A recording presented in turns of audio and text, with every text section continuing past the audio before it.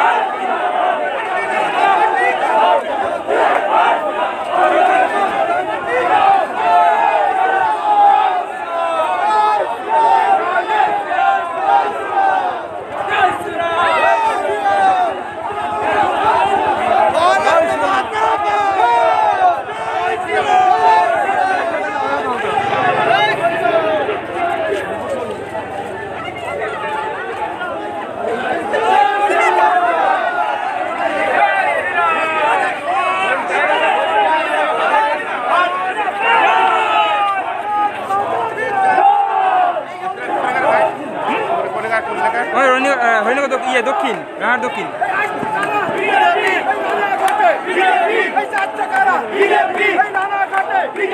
পুরো ফুটেজ করে নিয়েছি।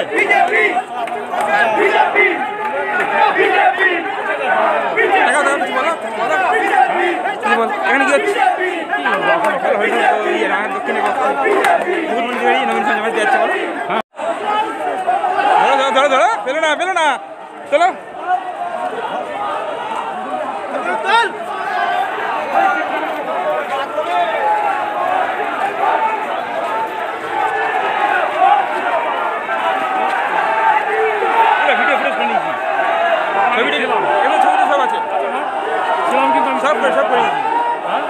সব করে নিয়েছি। খেলা ঠেলিতে মারা কম লোক মনে করেছি। আমাকে বহুত ঠেলেছি, তাহলে ক্যামেরা করলাম আমি, দেখছি আমি পুরো ক্যামেরা করেছি। হ্যাঁ হেভি করেছি। দেখাবো সেটা দেখবে। প্রচুর লোক কিন্তু বহুত দেখা সেরা। মাথা খারাপ হয়ে যাবে।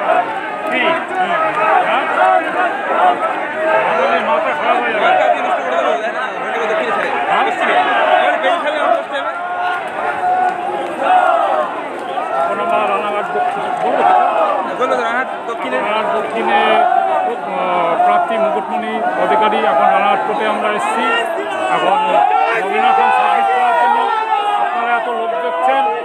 এবার আমাদের আশা আছে আরও 1 লাখ ভোটে মানে বিপক্ষে যে প্রার্থী আছে তাকে হারিয়ে উইনিং হবে, এই আশাবাদী রেখে আমি কথা শেষ করছি।